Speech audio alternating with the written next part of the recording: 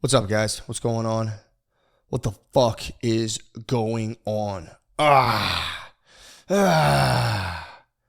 Jesus freaking Christ.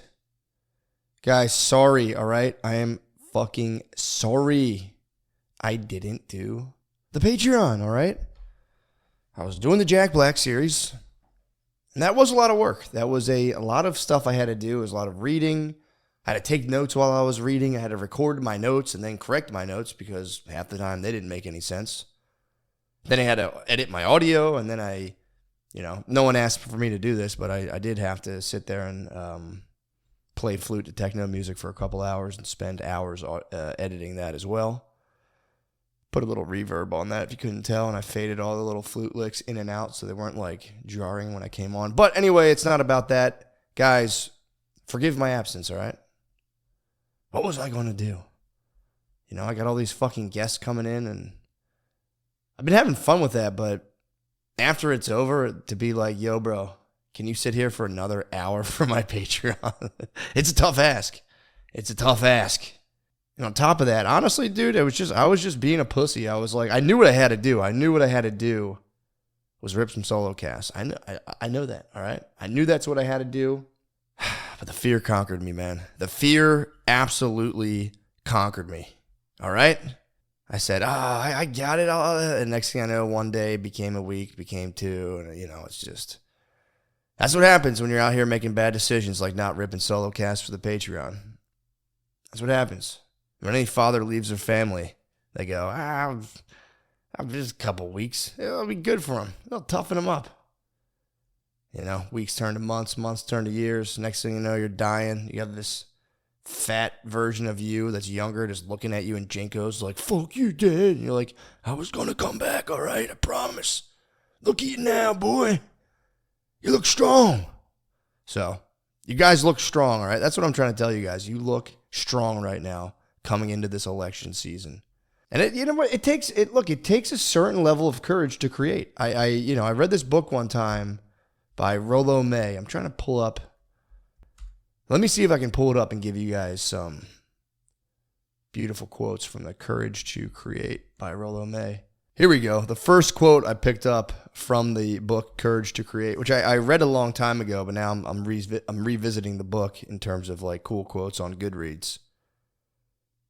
This is why this book came to mind. Because in the book they talk about how it doesn't matter what you do. You can, be a scientist, you can be an athlete, you can be anything. But no matter what qualities you possess, if you don't have the courage to display those qualities, they're inherently worthless. That was like the main takeaway I got from the book. But here's a quote from the book. And again, this is the first quote that came up, and my God, I think this is totally true. Here's the quote. Intimacy requires courage because risk is inescapable. We cannot know at the outset how the relationship will affect us, talking about me and you guys. Like a chemical mixture, if one of us is changed, both of us will be. Will we grow in self-actualization, or will this mixture destroy us? The one thing we can be certain of is if that we let ourselves fully into the relationship, for good or evil, we will not come out unaffected. That's what I'm talking about. That's exactly my predicament. And our predicament as we're growing in this mixture. Something's going to happen. Will I be able to crank out reliable, good solo podcast? Or as our senses mix, will I make a public fool of myself? This is where the courage to create comes in.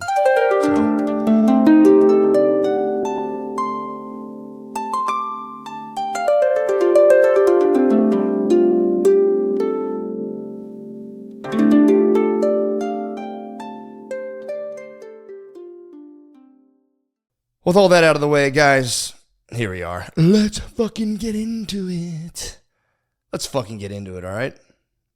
So, I have some, I'll just tell you what I've been up to. So, right now, as everyone can tell, and again, I appreciate the accusations, frankly, that I'm on TRT. I promise you I'm not. I swear to God, I would never lie, right? I would never Liver King 1.0. Liver King 3.0, he tells the truth. I would never Liver King 1.0 you guys and tell you that I'm not on testosterone when I'm secretly on testosterone. You guys know my program. It's just lifting. It's just cardio. I take a multivitamin. I take a fish oil. I take vitamin B12 because I'm low in that for some reason. And I take maca. Now, does maca increase testosterone? I think it does, honestly. And I don't know the data, but it definitely, I mean, bro, I'm waking up with ragers in the morning. Ragers. It's actually pretty nuts.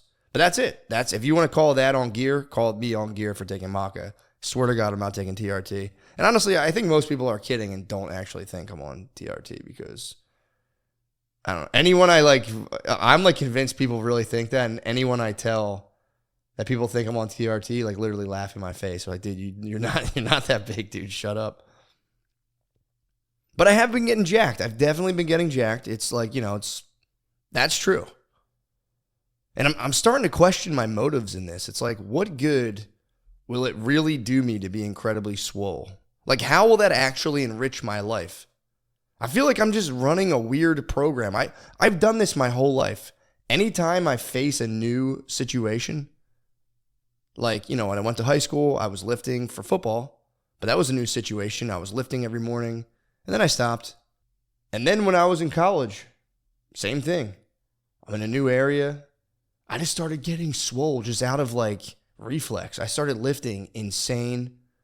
I started eating so much protein, like 6 million grams of protein a day. I got for real, like yoked for a second. Not as yoked as I am now. I'm the most yoked I've ever been. I mean, I'm in my prime of life. I'm 38 years old. This is the pinnacle. This is it for me. After this, we'll see. Will I actually descend? Is that a real thing? I guess you do descend to some point, but it's like I was so undisciplined that like I'm for real. I'm in the best shape of my life. Like I think maybe younger me could have beat me in a foot race, but like, dude, if I was wrestling myself at 25, I would have beaten the fuck out of myself right now, which is sick, by the way. If a time machine, I mean, I would have loved to beat my ass many times in adult life. Because when you fly the nest and you're on your own, and your pappy doesn't spank you anymore, you still could use some spankings. I would have loved to gone back when I was like 25 to 21, just because I knew what I was up to. I was up to no good. Just pulling up to me, cutting me off. Just, I don't know if you've ever seen the show Dark Matter. Just like just me from another dimension, just whooping my younger self's ass. I would have fucking loved that. But either way, I don't know how being incredibly swole is going to enrich my life. Is it like an unconscious reflex? That's my whole thing. Yeah, like I don't know. Like, how is that going to help me? I actually was going to get the pump this morning. This is how fucking pump crazy I am. It's like, here I have an hour. I can record some stuff. Excuse my ring. Here I have an hour. I can record some stuff. But I was going to get the pump? Pull day? Like, obviously, I do need the pump, but I said, why don't I just record a little solo cast, edit it on the airplane? Bam. There we go. So here's the thing. How will the pump? Why am I so pump crazy right now? How will pumping enrich my life? And the only answer is, the stronger I am, the better chance I stand in the event that I get into an altercation in which I have to defend my family. That's it. I'm basically training like an hour a day for the unlikely event that I'll have to beat a man to death in a parking lot or, something like that, maybe in my house. Which, okay, now it's not a waste of time. God forbid I had to just literally in front of my kids just make a man's face into pulp to survive. I should train for that. I'm right to do that. But then there's also the idea of just like health, like it's healthy to have muscle on your body. We learned this recently from podcasts. Having muscle on your body, the more you have, helps you live longer somehow. You need muscle mass. You need to be jacked to fight against the entropy of time. And I kind of like that version better. Again, beating a man to death in the parking lot in front of both of our family. I mean, maybe he doesn't have a family, but maybe his family gets to watch and we fight to the death. That, it's good to train for that. But I do like the version of just getting jacked to fight time. Just just getting yoked to fight against the invisible forces of the universe to just take on all of creation. And also, my wife keeps letting me know, this is her big thing. She's like, I don't want you to be like too jacked. I don't want you to be too jacked. It's like, you just want me to die in a fucking parking lot? What are you saying? You think this is for you? What do you think? I'm just flexing for? I mean, I obviously do flex for every night in the mirror. I say, God damn, baby, how the fuck do you keep this monster on a chain? Holy shit. Babe, do you realize there's an absolute centaur in this fucking house? And he only makes love to you. Ugh. But she keeps telling me, she's like, I don't want you to get too jacked or too ripped, which I'm like, okay. Because I've also thought about not getting so much jacked and becoming totally ripped. But again, it's like, how is that, do I want form? Do I want function? I obviously want function. I mean, would I love being shredded? Yes. I would love that. But it's like, what's the benefit of that? To just get to look at myself in the mirror every morning and go, oh yeah, check it out. Check out my sexy body. To which I'd be like, oh yeah, dude, that body's so sexy. I was going to get shredded and get gay for myself in the mirror? What the fuck? I'm jacked and ripped and totally horny for this long-term monogamous relationship. And we'll just keep it a secret that we look at ourselves and go, oh fuck, look at that guy's hot body in the mirror. Just get charged up. Oh, I'm gonna fucking pump for monogamy. Can't wait until we're like 80 and gross and still having monogamous quiet sex. Or maybe by then, if I can stay ripped at like 60, maybe me and my wife will transcend the act of sex altogether. I'll just flex for her while she sits in a chair with a quilt over her knees. I'll just flex so hard that eventually I give myself an aneurysm and I'll die at her feet. I'll say, babe, you've chained this monster long enough. Let me free myself from my flesh prison. But either way, my wife's constantly telling me, she's like, I don't want you to get too jacked, too ripped. And it's like, and it's funny how she begs me not to. She's like, come on, don't bleed. And it's like there's any chance I'm one day going to be like 5% body fat and just absolutely vascular and yoked. It's like, it's not going to happen. But it's like, you don't want that? Why? What the fuck? Why don't you want that, by the way? What's going on with that? Oh, you don't want me to lose body fat so my penis is bigger because of, less of that pouchy, fleshy area down around my dick root? Oh, you think about that and you go, oh, no, I wouldn't like that. That's what she says. She goes, I like your chubbies. I go, that's your reasoning.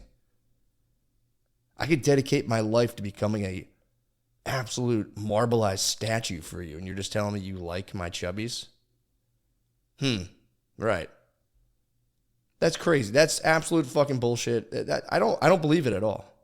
I don't know what she's up to by not wanting me to get as jacked and ripped as possible. She likes my chubbies. Is this the truth? Is it? Or is this a sick and twisted game she's playing? She's trying to trap me to just take me down from within, just rendering me into a lifeless, controllable blob. That's what I think it is, if I'm being honest.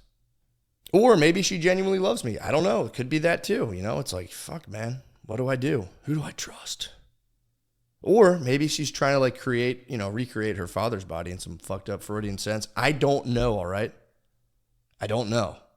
It's hard to decipher the truth about anything. But there is a chance, there is a world in which it's possible that she would be genuinely unattracted to me if I were to become just absolutely jacked and ripped. And then what? I would just stand there, just a specimen before her, just so fucking yoked and dried out. Just devastating her sex drive, just being like, check the fuck out. I got a new vein in my chest. And she would just be like, oh, fuck. Oh, my will to reproduce is just diminishing every fucking day I see this guy. Oh, his delts are striated as hell. Oh, no thanks. Oh. Like, she really wouldn't like that. All these women are fawning over Aquaman. God forbid, I'm not saying I become Aquaman. He's obviously way taller than me and can grow a sick beard, which, genetically is just not possible for me. But, like, if I became Aquaman's son, Mini-Man, she's telling me if I became Mini Aqua, she would be like, oh, dude, I'm going to be, like, I don't know. What you going to do? I'm Mini-Man. She's going to be like, oh, Like I'd turn her into a lesbian. That would be nasty. If you got so jacked and yoked, you just turned your wife into a lesbian. Maybe the whole thing is, or that would be nasty. You just got so jacked and yoked, you turned your wife into a lesbian, and then she went and ditched her husband for like a fat blue-haired lib. Or again, maybe the whole thing's a bluff. She knows she'd be sexually ravenous and just be clutching at me every time I passed her. Just writing me letters and like she'd be like, sorry, I'm sorry I told you not to get shredded and I wouldn't be attracted to you. Please jackhammer me. You know I love that. No foreplay, put it in right away and just go straight to jackhammering me. Oh, that's all I want. At that point, that would be the only stroke I know, dude. If I got 7% body fat and was like 195 of muscle.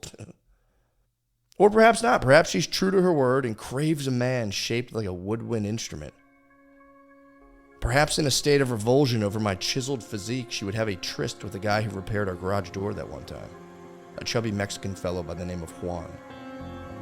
And maybe I would discover them after doing 900 burpees upstairs. I'd come down and be like, yo babe, I finally broke 900 burps. And I'd be like, what the fuck? I would see their entangled, sweaty bodies having great excitement with one another in our impossibly hot garage. Underneath the storage rack above where we store our extension cords and Christmas decorations, and I'd burst through the door. My fucking triceps popping from the trash bags and carrying. Honestly, there would be part of me, I'm a bit of a sicko, there'd be part of me that was glad for them. Really, not for them, but for their passion. I go, if only I could use that passion. Dedicated to my training, I'd be even bigger. And I'd stand for the briefest of moments just basking in the glow of their enthusiasm for one another, just going, man, that's pretty nice. What the fuck am I talking about? Then I remember what I'd become, just an absolute beast. A wild animal. A 190-pound, 7% body fat creature.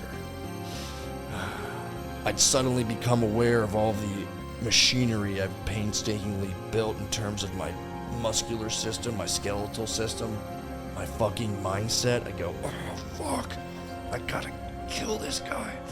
And I'd go, oh yeah, this is what I'm built for. My teeth are made for gnashing flesh. My muscles to ensure the physical destruction of the other. And I'd say, quit kissing my wife, Juanito. Get your ass over here and face this creation of nature. Oh, there would be no quarter given. No mercy, but before I destroyed Juan out of sheer instinct, I wouldn't even think about it. I would just spring on him like a rattlesnake. I would go over to my wife, my now bisexual, chubby-chasing wife, and I would put a finger over her lips and I would say, tell me you're not turned on. Babe, look me in the eyes and tell me you're not wildly turned on by this body I worked so hard to create. I track my fucking macros for you. I'll start getting ramped up. I'll say, I'm not in my 20s anymore, babe. I'm 38. You know what it takes to get yourself to 7% body fat at my age? Huh? Do you? And then maybe she'll be like, there are actually a lot of options for guys your age these days to help with the process of building mass and shedding fat. And I'll say, I'm fucking natty, goddammit. Through and through. And then she'll tell me the ugly truth.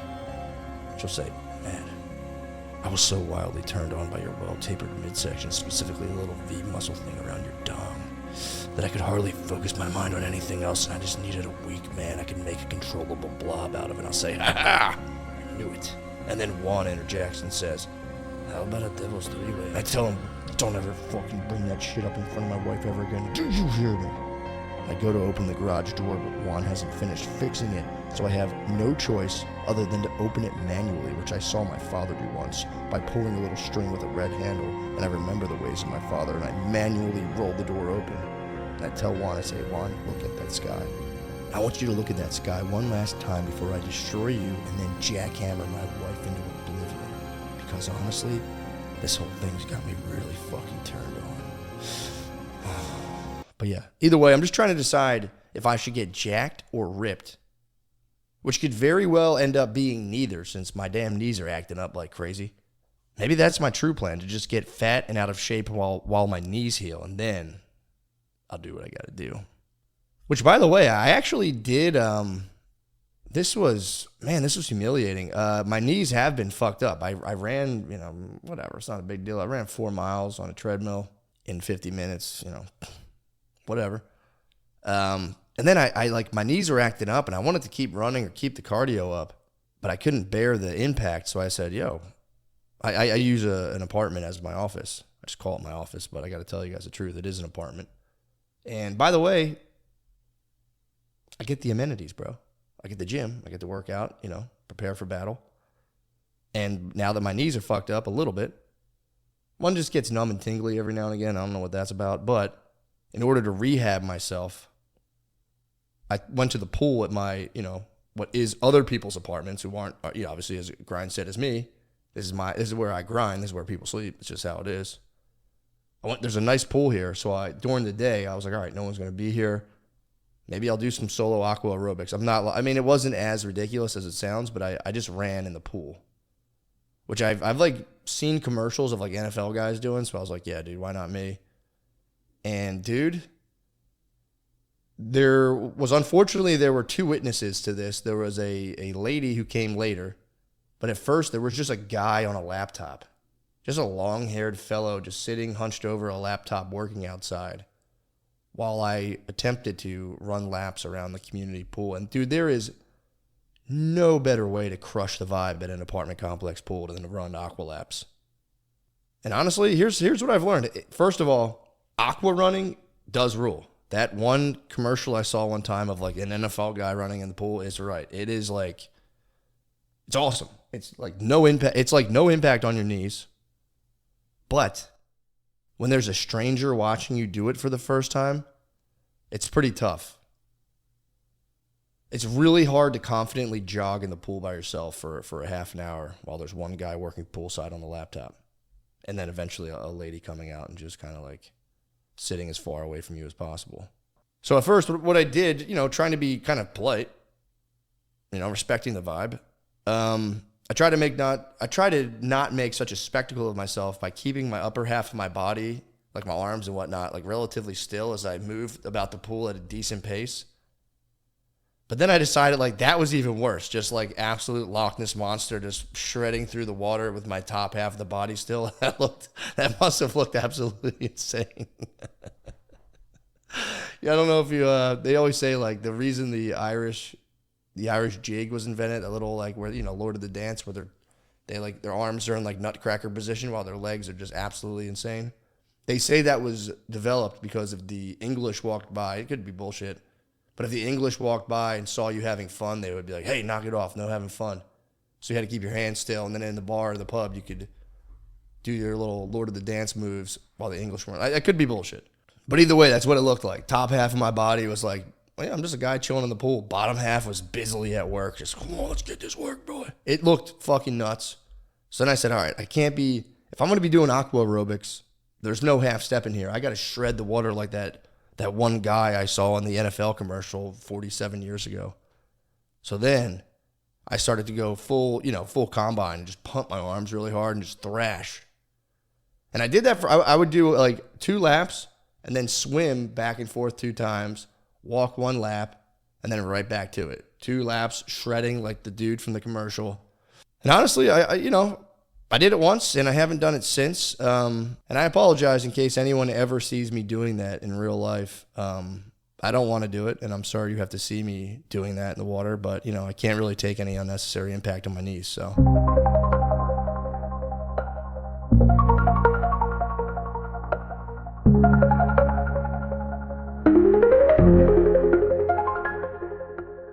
And also, let's talk fucking turkey here, guys. All right, I didn't want to get right into this because it just seemed like it's just not good manners, man. It's not good podcasting etiquette. But I do want to address the current state of the podcast, and people love to doom and gloom it, and it's like, yeah, it has been a bit of a challenge of late, but guess what, dude? It's literally just temporary, and in the meantime, we're just gonna have to get creative and do what we can do, which is a plus. Again, it's like, is a circumstance ideal? No. But in a way, it also is. You understand what I'm saying? First of all, you know how hard it is for me not to just like slink back and just shrink away from the whole thing? I do this all the time in life. Just bury my head in the sand. It's the worst. It's the worst tendency I have. It's, you know, if someone would ask me what my weakness was, I'd say, well, I sometimes bury my head in my sand and ignore the problems in my life until they crush me. When things get hard and uncomfortable, that is my instinct in certain situations. I'm getting better with it, but God damn it, it's still there. And, you know, you guys think, oh, boo-hoo, you get paid all this money, just do it. It's like, here's the thing. I don't want to just do it, all right? I want it to be great. It hurts me. I swear to God, it hurts me when things are just all right.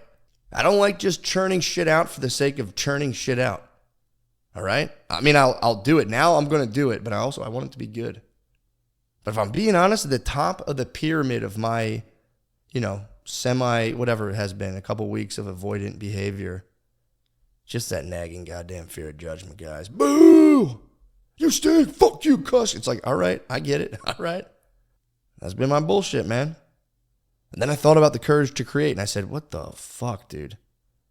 You're just wasting your fucking God-given talents, dude. Get out there and do something. You know what? Here was the real thing that slid me over the edge. You know, you get your weird little, you know, there's a good book called The War of Art. Not The Art of War by Chantal. The War of Art by Stephen Greenfield. I don't know the guy's name, whatever his name is. It's a great book, and they talk about the capital R, resistance. How the resistance keeps you from doing what you got to do. And it's true. I was having serious resistance to doing the thing that I need to do. But you know what got me through that? And I'm not making this up. This is one of to me, this is one of the biggest mental switches I've made in my life. Not being prescriptive. I'm just giving you the God honest truth. Or honest to God, whatever the hell it is. Honest to God, God to honest, whatever. You know what I'm saying? I'm giving you the truth, man. And the thing that really keeps me going, because look, I'm not crying to you guys. I know you have stressful lives, but dude, coming up with an hour of shit to talk about every week is a pain in the fucking ass, I'll be honest. It is. I like to do it. I swear I like to do it, but it's a lot of fucking pressure, man. It's just fucking a lot. It's a lot to do. You try it. You come up with an hour of shit and you just play it for your family. Let's see how many weeks you can make it. It's hard, you know? It's hard. And the thing that really like pushed me through, and this is the big mental shift I'm talking about. I'm sorry, I'm dancing around this point. Is just to think about the value such a thing could potentially create. And when I say value, I just mean sliding a brother through his fucking workday. That's all I'm talking about. Just taking somebody who is, I mean, again, I know the feeling of being trapped in a workplace still haunts me to this day. I haven't had a job in, God, man, I don't know, fucking 7 years. Like, you know what I mean? I have a job, but not like I haven't been confined in a job. I haven't been in a job for 7 years. And that fucking feeling haunts me still, dude, of just like, God, what time is it? Fuck, I want to get out of here. And so the thing that really propels me out of my lame bullshit is when I kind of like, you know, like when you're worrying about stuff, like egoic stuff, it's just you in a mirror, just like, and then me, and what if me, and it's just like, you know, it's like when a mirror stares at a mirror and there's just infinite bullshit that just like, you're like, I don't even know what's up. That's what happens, in my opinion, when you get too self-focused. You just get paralyzed. You're an animal looking at itself, and it's like animals aren't supposed to look at themselves. They're supposed to look at other stuff, and it's like, oh shit, there's a lake. Oh shit, there's this.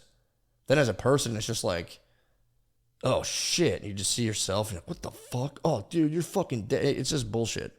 So my whole point is, I'm like, let's just do it to alleviate the boredom, bro. That's the thing that's really been keeping me on track, is just like, dude, get your fucking gay underwear out of your asshole and do your job, you little bitch. And I do think that it can have value for everybody if you like just maybe take some of the weight off yourself and like, can I do something useful for anybody else and just kind of like take pleasure in that and stop being such a bitch? I don't know. So that's all. I think about you guys. I think about how bored you guys get, and I get fired up to create. You know, I think about the sting of the crushing despair and boredom that can come with work in the old 9 to 5, 7 to 3, or God forbid the night shift. Oh. I don't know, maybe it sounds silly, but I derive a serious source of pride from that, dude. People are like, dude, you get me through my day. I'm like, yeah, brother, let's kiss right now. I fucking love you. Because it's very easy for my life to slide into meaninglessness. Like, I enter like the flatland, the drift, whatever I call it, when it's just like me kind of goofing around. Like, I have to check Instagram. It's actually very important for my job. And I just watch fucking mariachi bands for 4 hours. What the fuck am I doing?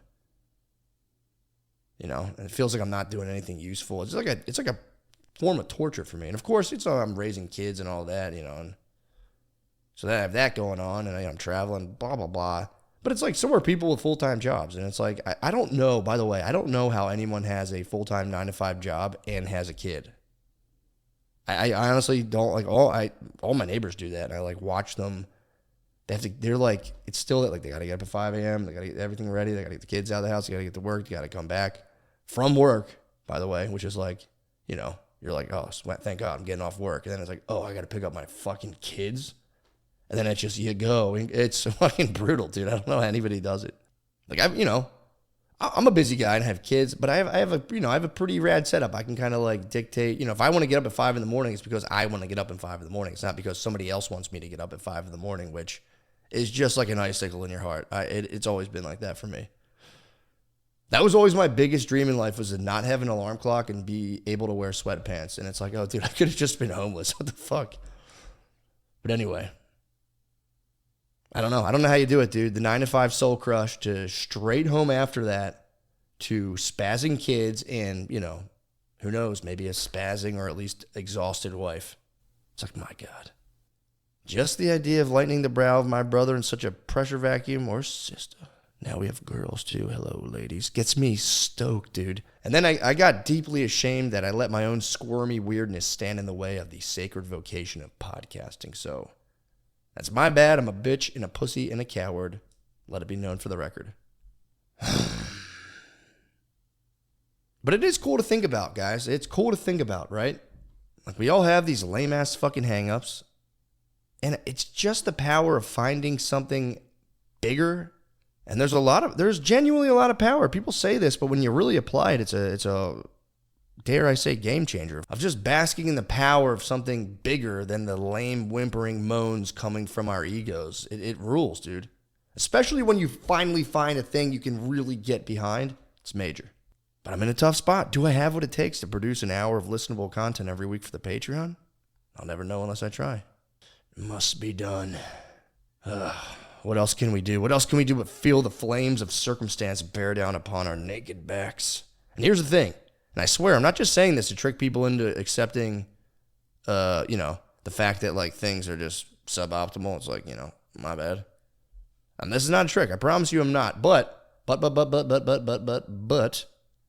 one of my greatest strengths in life so far, and this is just, this is a grace. This is just something I've been given, thank God, has been to take shitty circumstances and mine them for like what's good about them. It's like, it pisses my wife off. She'll come to me with like a genuine complaint. I'm like, well, if you think about it, this is actually pretty good. She'll be like, shut the fuck up. And I'm like, And again, I'm not saying you should just like, I'm not tricking you into listening to a shitty version of the thing you like. It's like, no. But for me, this whole experience has been, somewhat stressful and dreadful. I got to meet all these new guests, feel them out, do a podcast that really depends on me and Shane's dynamic, which, goddamn, it's so righteous. The saying, you don't know what you got till it's gone. My God, it's so true. It's so true. And also, quick note on that, too. And again, maybe it's just bullshit, and I just shouldn't read this, but I can't help it. I always read the comments. But when people are like, oh, Shane's, it's like, dude, he's out there living like a lifetime dream. And not even just that, he's like getting all of our bros paid, man. It's like our boys of 10 years and counting from comedy. And it's like, dude, if you had the chance to do the same, I hope you would, dude.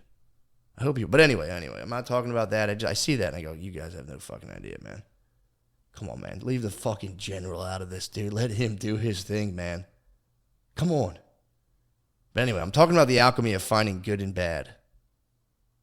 And so all of these things could very well get me down. I could go, oh, man, it's too hard. I can't do it. But luckily and honestly, this is why I think getting older fucking rules, by the way. People complain about getting older. It's like, bro, bring on more of these years, dude. You handle life so much better. Or you don't, and it all just crashes down on you. But anyway, I've been through enough little bumps in life to realize that at the end of them, as shitty and stressful as things get, I always emerge from it better than I was before. Every single time, 100% of the time. Okay. Here's the thing. Look, dark circumstances descend upon all of us in life. You can't get away from it. And maybe it's happened, maybe the darkness has descended upon you many times. And if that's the case, sorry to hear that. That fucking sucks. But the thing is, when it does descend on us, it's easy for us. Here is, I think, the crucial point. And I think for me, the most important thing in life. It's like, when darkness descends, it's easy to get courted by this darkness and become its agent. To be convinced that like life is stupid and cruel and that all that and, oh shit, I left my volcano on. All right, sorry. Volcano's off. It was only on for about an hour and a half. That's all right. I've left it on for like a week before. Let's go.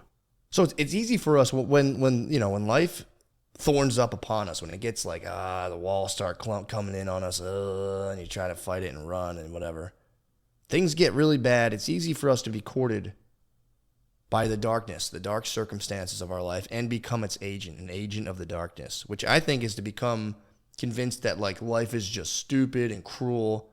To become negative, you just get, your polarity flips. I've never met a negative little kid. It's not like a little kid like, what's the point? They're pumped. Every little kid is fucking stoked. And when you become an agent of the darkness, dude, when you become negative, all you do is bring about more darkness. That's it. If you want to get nihilistic and negative about things, life will crush you. Like literally, you're courting your demise. You're going, And look, and I get it too. If you slide into this, I'm not shaming anybody. There's some people that deal with shit that's so fucked up. It's like, yeah, dude, like I would never judge someone for becoming an agent of darkness. Everyone has their own reasons, but the facts are the facts. And if you become an agent of darkness, if you become inherently nihilistic and just kind of like, the world's pointless, everything sucks, it's not fair, everything's rigged against me, it's like, bro, you're going to just bury yourself and just bring about more darkness, the stuff you despise. But luckily, and again, this is just through some inborn grace, and, maybe it was the way I was raised up. But I've always held fast during these times, and eventually, whatever is going on subsides. After obviously burying my head in the sand, I do that too. But I've never become a full nego fag, dude. Like I've had periods where I teetered so close, dude. I was on the edge. I was on the edge of the abyss there, around like 27 to like 29, dude. I spent 2 years where I was like, oh boy, things are going rough, brother. But here's the thing. I've always held fast during these times, and eventually whatever's going on always subsides. It always subsides, and life is always, now I'm saying this for real, always somehow way better than it was before whatever shitty thing happened. It's weird. When something terrible is happening in your life, if you can somehow not be courted by, the negativity of the situation or the negativity of life in general, because for most jobs I've worked, the majority of people are pretty fucking negative and like just not feeling great. Like everywhere I've been, not everybody, but like the majority of people put out neg vibes. It's true. And that's whatever. That I don't know. I don't know what that is. If that's just you kind of people settling in, or it's like there's something like kind of like not cheerful about that, obviously, but being like another day in the old shit factory, and everyone's like, yeah, brother, tell me about it. Like there's something like there's something that kind of helps you like conjoin to other people, I guess, in that. But there's like the usual bullshit, but then there's like when the fucking someone is turning up the temperature on you and you're going, dude, come on, turn it down. Why the fuck's everything so bad? If you can somehow, whenever like I've had life reach a fever pitch and I've held fast, it always breaks. And then life is just way better. Like I come out of it on the other end like, oh my God, I'm always better for it. I usually become a little more thoughtful every single time. And again, like we said, some people have endured unthinkably shitty things, and I would never fault anyone for getting sucked into, the negosphere and becoming an agent of darkness. One can only take so much. But again, if the fact remains, if you give in to negativity and raise it as the ultimate reality for yourself, and your polarity flips to becoming negative, and then putting out negativity, it's like, dude, that sucks. All it does is beget more and more negativity, and you get caught in this like self-fulfilling prophecy that grows more and more wretched. There's actually a really good quote in the Bible about this, and it's like, look, I'm not pretending that I've read the whole Bible. I've skimmed it here and there. But there's one quote that really did catch my eye, and again, look, people go, what the fuck? It's a quote, dude. It's from a fucking wisdom tradition. I read quotes from all this stuff. I like all the books. But either way, here's the quote. I believe it's Matthew 23 or so. I don't know the number. I wish I did, because that would be sick. But here's the quote. The eye is a lamp of the body. If the eye is healthy, then the body will be full of light. But if the eye is diseased, then the body will be filled with darkness. And if the light that is within you is darkness, how much greater will your darkness be? Something like that. That quote's from memory. I swear to God, believe it or not, that quote's from memory. And really what I think it's saying is, it's like the way you interpret things, your eye should fill your body with light. And if you interpret things negatively, you'll be filled with darkness. And then how much will everything fucking suck after that? So now when like shitty, stressful stuff is happening to me, I go, oh yeah. Secretly, deep down inside, I go, oh yeah. First I freak out. I go, oh, why the fuck is that so stressful? And then once I catch myself, I go, oh yeah, baby. Gear up. Oh, we're hitting the worm tunnel again. Let's go. As long as I face whatever that is head on, to the best of my abilities, obviously, and not like shrink into myself or go dark or whatever, I know every time I'm going to pick up some XP points and expand after it's all said and done. So that's it. Again, I shirked the Patreon. My bad, dude. Like I said, the Jack Black thing took a lot of time. I was ripping the flute. But the whole time, I knew deep down inside that the true treasure within this whole experience would be the opportunity to solo pod like a mall, to test my podcasting mettle to the max, to potentially tap into what I call the nuclear reactor, which this to me is my personal holy grail within the podcasting sphere. This is when you can pod any day, anytime, the ability to podcast forever. Have I activated the reactor? I'm not claiming to have. But this whole debacle will, I believe, render both Shane and myself stronger podcasters than ever. And when we reunite, my God, it'll be so fucking glorious. So mark my words. Look, in the meantime, in these next couple months, I will raise my humble sword. I will reforge myself in this inferno of trying times and hopefully transform into something akin to White Gandalf. Or, strong possibility, I'll humiliate and denigrate myself in the process by releasing hours of the worst and gayest shit anyone has ever heard. Man. And by the way, I promise you this isn't just about the money. I'm not like, oh shit, I gotta do the pay. I'm not really worried. I mean, obviously I like money. You've seen the Mountain Dew ads, is it right? No. But come on. We're all adults here. Just don't drink that shit if you want to be healthy, all right? And if you don't give a fuck about your health, then do you. Just fucking chug Static Shock flavored soda until your legs fall off. But, yeah, the Mountain Dew ad is weighing on my soul. And it's like, dude, part of me is like, can I just take the Mountain Dew money, please? They're paying so much more than every other company. It doesn't make sense. But that's besides the point. I kind of dropped them. It felt too dirty. In my head, it's like, you guys are adults. Don't drink this shit. They're going to pay me to just put a fucking thing up and just mention Mountain Dew. Don't ever do anything because somebody else, but I also get like, dude, just don't do it. How about that? It's like, yeah, I know. But here's the thing. That's a problem I'm dealing with right now.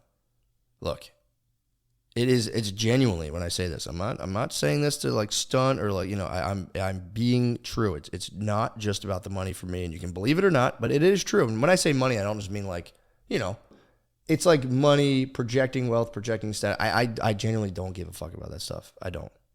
And you can believe it or not, but it is true. And it's like, here's the thing. The weird thing about money is, and I promise you, I'm not bringing this shit up to flex or seem like I'm big dog, and I'm not. I'm just being honest because I never hear people talk about this, but like once you finally get, let's say, a bunch of money, like meaning enough to pay your bills for a year or two, it stops being exciting. I swear to God, you're obviously still a greedy, grubby pig for this stuff, don't get me wrong. But I'm telling you, you can take or leave this, since this is really just my own personal experience and everyone's different. And also, money's a very touchy subject.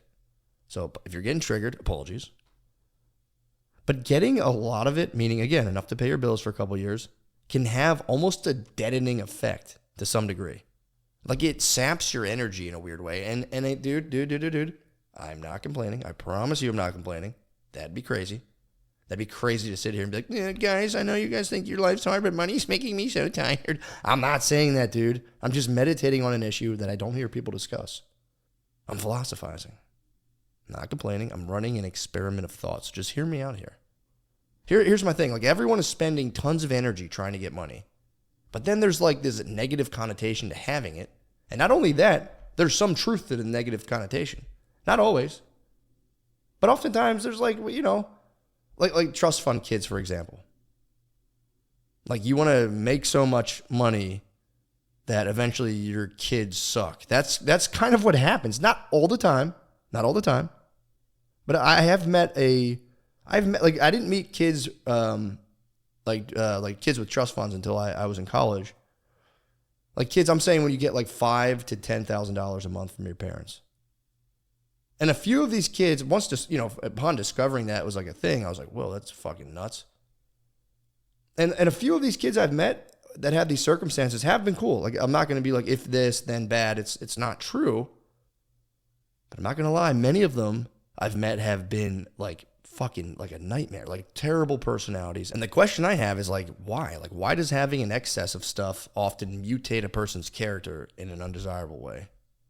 And yet we're all, to some degree, vying to occupy that spot or at least move closer toward it. That of having more and more and more money and then eventually but also you're like, it just can have some sort of detrimental effect on people's, let's call it character. We all know like, oh, fuck, that guy's like, that guy's a rich asshole, whatever. That guy, their kids are spoiled brats, but we're moving closer and closer with all of our time and energy to get to that spot. It's a classic conundrum. And I guess the ideal situation is that of the self-made person. Someone who has spent time with the forces of the world beating down on them, like, bill stress, bullshit, shitty work, etc. And then they get to experience some relief from that state while also maintaining the character it has given them. So my whole point is, and I guess you can take or leave this, but there really is something in the experience of tedious daily struggle that is very desirable and also good, only you can't see it's good until you get out of it. And then once you do get out of it, and God willing, stay out of it, you slowly just inch closer and closer to becoming an insufferable dickhead. So what am I trying to say here? I guess the point I'm trying to build up to is that a lot of us, if not all, are kind of fast-tracked into this me-centered conquering mentality that is certainly practical on some level, and I'm not knocking this. I'm not. But the mentality we're all defaultly programmed into, in my opinion, it just doesn't deliver in the grand scheme of things. Think of it this way. If money were a religion, meaning billionaires are the high priests and enjoying basically like the enlightened state of the money religion, does that make money seem attractive? And it's like, I can't answer that for you. That's a personal question. But for me, it's like, not really. Like if you were offered to follow a religion and way of life that Bill Gates was the pope of, would you? That's what I'm asking. And that's a kind of like, I don't know. And the only reason I'm even talking about this stuff is because from my experience, and at least I knew I did this. But like for as long as I can remember, I've treated my life like it was this inherently defective and shitty thing and just hoped against hope that one day I'd quote, make it and get paid and it'd all finally make sense and come together. That was like my belief, whether it was conscious or unconscious. I was like, if I get enough money, I'll be good. I'll be chilling. And again, I'll explain because I'm not saying like it doesn't matter if you need money. Like I'm not saying like, yeah, dude, just fucking like chill. Like no, like that's the hellish thing we face ourselves in. It's like we're forced to obtain a thing that if you finally win or succeed in doing enough of it, to quote like have it made, I'm telling you, your problems don't go away. You just like you're not distracted on like the simple thing of like, all right, like let me go score my little Mario points. Then you do that and you're like, oh, I need to like figure out like how to be and whatever. Anyway. But this is the thing I'm really honing in on, dude. Like, and if you can just please bear with me, man. If your mind's screaming at you like, fuck yeah, you fuck, it's like, dude, I swear to God, I'm not complaining about all this stuff. The one thing I would love to just communicate is that like it's easy to like think your life is bullshit and worthless and meaningless when you have the specter of like, yeah, but that guy he's got it made. He doesn't have to get up and say, he's got work. And they're like, you should aspire to succeed as much as you possibly can. I'm not saying you shouldn't. But what I'm trying to say is you shouldn't look at your life like it's inherently worthless and dumb and trivial and meaningless.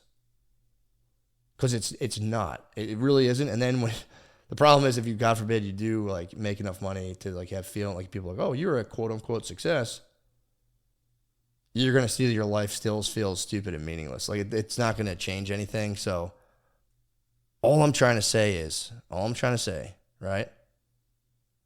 I feel like somehow I've been programmed to some capacity of being like an adherent to a false religion, or let's say a hollow worldview, meaning it doesn't have the salvational effect that everyone thinks it does. Take Hollywood, dude. Your whole life. Oh my God, everyone watches that shit. Oh, I would love to be in an award show. I'd love for people to, win and make a speech and all of that shit and blah, blah, blah. And it's like, does it have the salvational effect that we all think it does? I don't know. It's like, why do people who are in that state, like wrap their fucking cars around trees and, you get like, this is obviously an old example, but like you get like the Lindsay Lohan phenomenon. You just get like people who become celebrities and just fucking completely self-destruct. So there's like the thing we're unconsciously urging ourselves toward. I don't think that people genuinely understand the reality of the thing a lot of us dream about being like, and I'm not saying like it's all evil, it's fucking Hollywood. I'm sure there's normal, fine people. It's just like, I don't know, man. I just don't think like I hear this kind of talk on job sites all the time when I would grow up. It'd be like people joke like, oh, I'm going to win the lottery and I'm going to tell everyone to fuck off. And it's like, you hear people always like talk about that first part where they get liberated from the thing they have to do every day. But no one ever talks about what they'd actually do. If you do, it's like, I'd go fishing every day. It's like, bro, maybe maybe people are better than me in the fact that they could just do this same thing every day and be content. I'd lose my fucking mind, honestly, if I had to fish every day. I don't know, man. I just feel like all of this shit, it's like you have this like dream or mirage hovering over and distracting you from your actual life. And I'm sorry for yammering on about this, but I really do feel like too many of us take our lives, our very existence for granted. And it just makes me like sad. It's like, dude, like you're alive. You're fucking alive. All this circumstantial shit that you torture yourself about, all I'm saying is I guarantee you if you are actually to get it, you're not going to feel that much different. So all I'm saying is rather than putting 120% of your energy, time, and life energy into like shifting these pieces along your chessboard, maybe spend like 20% of your energy, 10%, 5% of your energy on just stoking yourself on your actual circumstances. Does that make sense? It's like, dude, you're alive. It's fucking wild. Like the thing you possess, not only life, but a sentient existence, it's genuinely invaluable. Any billionaire would trade all of their money in an instant to remain in possession of their life. It's for real. It's an amazing, beautiful thing to be alive. But then it's just so easy to slide into this negative, shitty trance where we're just like unconscious to everything and everything is wrong and stupid and shitty and all the people around us are this annoying, dumb herd in our way. And it's like, I don't get it. I slide into this trance of negativity a lot. I get caught up. I get under the water of that, sometimes for weeks at a time. But it's like, why? And I get it, dude. I'm talking about money. I'm talking about success. Well, this is a complicated and kind of a charged issue, but it's not like fake. And here's the thing: I'm not like trying to make a de facto point on it's all worthless. It's not all worthless. It's not that simple, right? Like money problems are not fake. Like it's a real issue, and it has a genuine effect on our lives. Like there's 1,000,001 practical and necessary needs for money. My point is when those practical needs somehow overshadow the true number one important thing in life, which is being alive, and not only being alive, but being fully conscious, of the magnitude and mystery and gift of our existence, that's where I'm like, something's off. But here's the good news to me is that, like, dude, there is a shift. This is regardless of circumstance, because my whole point is, like, yes, circumstances can alleviate stressors in life for sure. I'm not saying like, yeah, just give up and like, yeah, it's all rigged, or like it's not really.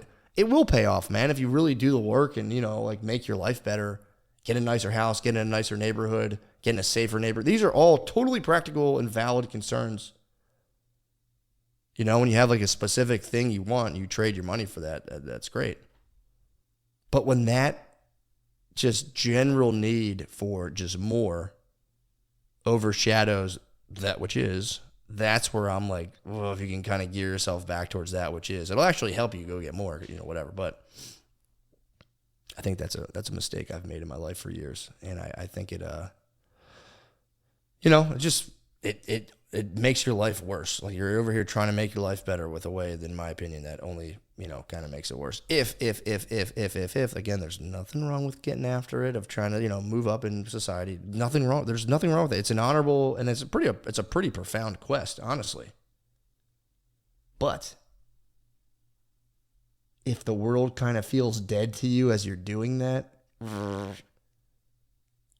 from my experience, I could say easily I was just doing it all wrong. That's all. That's all I'm saying. When you're, if you're pushing the gas too hard into kind of like, dead world, being like, I will be the king of dead world, and then it'll become a live world. It's like, bro, no, it won't. Like, it just fucking won't, dude. Anyway. I don't know. That's all I'm saying, man. That's all I'm saying. Like, take the gas off the pedal just a tiny bit, dude. 10%. 10%, man. And just spend a little more time and energy into just reveling in this thing called existence. Hey, look, and maybe I'm full of shit. Maybe you're thinking like, shut the fuck up, Kusky, old fucking burnout. But I'm telling you, I don't care. I really believe this. Think about this. Next time you're at work and you're staring at the clock and the day's dragging and your back hurts and you realize you didn't wipe your ass that good, and also your wife or girlfriend or whoever is mad at you, and you just realize that your account's overdrafted, and you just sit there. You're like, fuck. That's when like 4 bad things happen at once. I'm done. I'm tapped. Everything, the walls are crushing me. I fucked up in fucking life.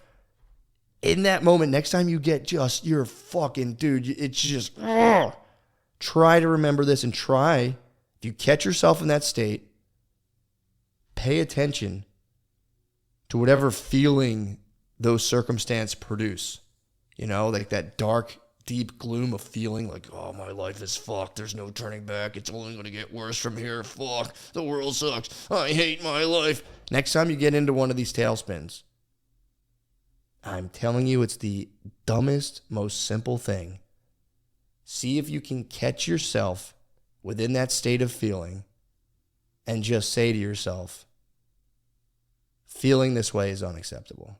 This feeling is unacceptable. Not like block it or try to cut it off, but fully feel it, right? If that makes sense. Just feel the feelings being kind of like moved around your body, and just feel it. Like, where is that stuff? Where are those thoughts like manifesting in your body? And it's like, try to see in that, this is the hardest ask in the world, but I think it makes all the difference. Next time, if you're in that state and you can kind of catch yourself and be like, look, this isn't all right. I'm feeling like this. There's got to be another way to approach everything. And if you can, try to remember next time life spikes up and really knocks you, in your right in your dick or right in your big fat pussy, just stop for a moment. And instead of dwelling on all of it, just see if you can, just for a second, just bug out on the fact that you're alive. Try in that moment to see if you can feel what being alive actually is. You felt the stress in your body. You're like, oh, there it is. It's in my fucking like chest, my neck. And then when you just just chill out, just feel the feelings, and they will go away. As soon as you can recover from that, take a moment, just see if you can feel where you experience being alive in your body. Like, what does it feel like to be alive? I know where the feeling of stress manifests itself in my body, but like, where does the feeling of being alive manifest in my body? Like, exactly where do I feel I'm alive? Just meditate on that for a second. Where is the feeling of being alive manifesting within my body? And is there a way for me to increase that feeling? And if you really want to bug out, maybe look out a window or at a person near you at work and think, does my feeling of being alive somehow connect to that person's feeling of being alive? And then look around the space between you and realize that the space is also alive, teeming with fields and particles. And just hang on to that feeling for as long as you can. The feeling of you being alive, the knowledge that the person you see, or the fucking tree out your window or the bird, is also alive in the same exact sense that you are. And the space between you is just charged with energy and life as well.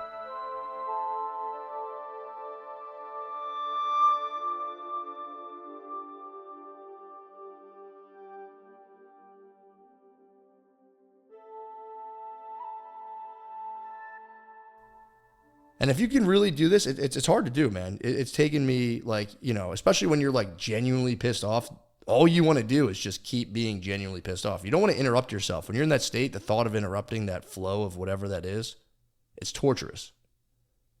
But if you can catch yourself, it really gets easier and easier every time, to the point where you just Miyagi circumstances where you're like, I feel the difficulty. And again, just for the record, you can say, oh, that's easy for you to say because you have my... Yeah, maybe it is, dude. Maybe it genuinely is. But all of this stuff that I have learned to apply to my life now, it would have helped me so much more back then too. Like, it's not like, oh, it's easy. Like, it's a real thing. But I'm telling you, if you can do that, if you can really connect with, like, what I'm getting to is like connecting to the fundamental awareness behind all your concerns. If you can sit there, you know, the easiest way to think about this, if you know, you sit in a chair and you go, I am awesome, I am stupid, I am a loser, I am the best. So you have I am and then the description, and the description causes a feeling. So you do that a couple times, alternate between thinking a nice thing about yourself and a bad thing about yourself. And then after you do that like 5 times, just go, I am. And then see if you can feel the feeling of I am, not the descriptive part. And that it's kind of a weird way to explain it. But if you can just be in I am mode and not be so attached to the description of, you know, how is that I am doing?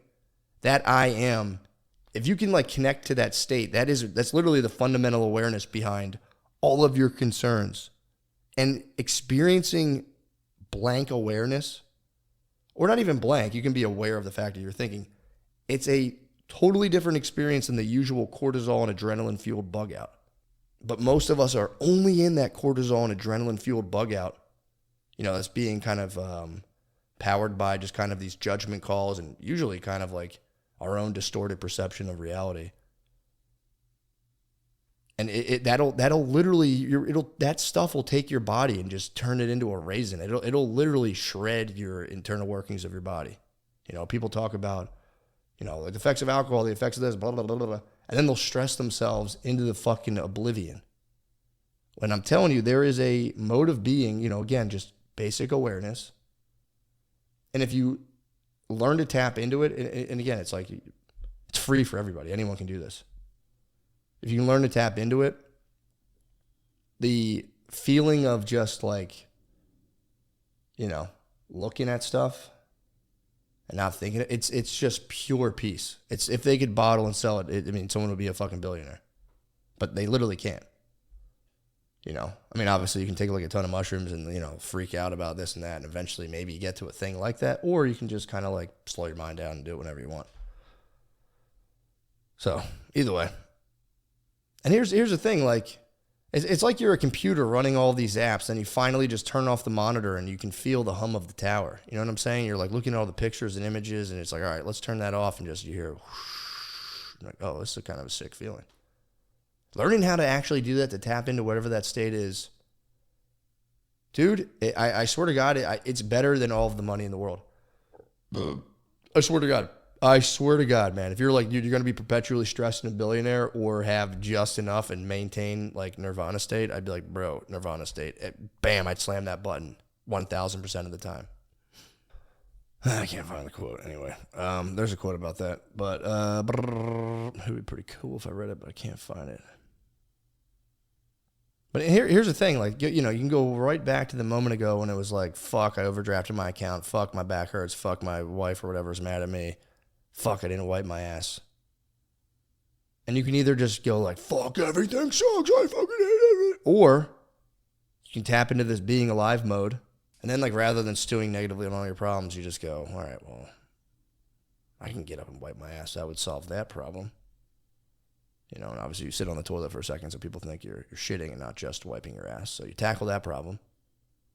Then you go, let me look at some exercises. I could probably fix my back eventually. You know, I could pick up some extra shifts or, you know, maybe driving Uber after work, whatever, to fix my financial concerns. Or I just can't. I got to just bear it out. I don't know. Eventually you can text your babe and be like, yo, my bad, you know, whatever the fuck they're mad about. But it's like your problem, the things that get me, I know this for a fact, the things that get me like to level 10 are all fixable problems. Every time. Once I chill the fuck out and I'm like, all right, like, I can deal with all this stuff. And then you're kind of like fixing your problems head on, which is a nice problem, you know, which is a nice thing to do, versus just letting them just fucking just drill you in the ass while you're like, fuck, oh fuck, everything fucking sucks so hard, oh, life is fucking me in the ass and I secretly love it, oh. Here's my whole point, is that this view of life, or maybe it's a mode or state of being, it isn't mutually exclusive with all of your worldly concerns. It's not like, well, you know, fuck everything else, just do this.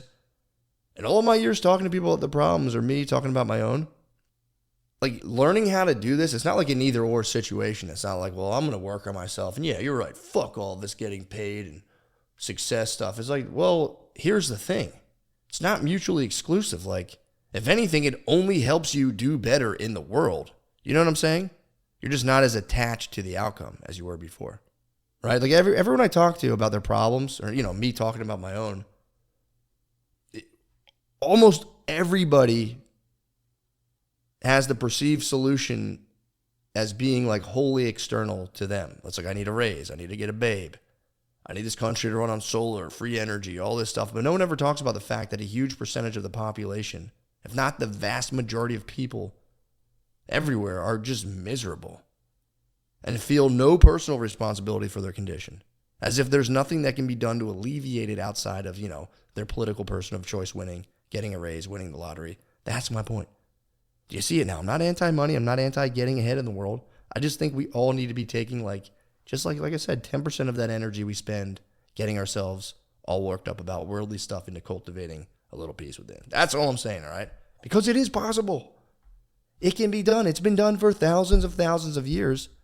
And the only thing it entails is letting go of the part of yourself, the very part that's making you more and more miserable every day. Nobody wants to hear this. Whatever. I got more to say on this, guys, but, you know, look, there's more to this. I'm going to part one this. We'll part two it. I'll get into the next one, man. I'm sorry I got worked up. I wanted to talk about other stuff. I don't like getting all weird and preachy, but at the same time, it's like, what else is there to talk about? It's the most important thing in the world, is getting that feeling in your chest to just settle down and get at ease in life. So it's just what the fuck I'm into, all right? I'll see you guys later. I'm happy I got to sneak this in today. Again, I'm probably going to edit this on the plane, and it had some cool fucking music. So hopefully this is useful, or, you know, whatever, good to listen to. This is kind of what you'll be getting for the next couple months here on the Patreon, unless, you know, we'll see what happens. I don't know. Bye, guys.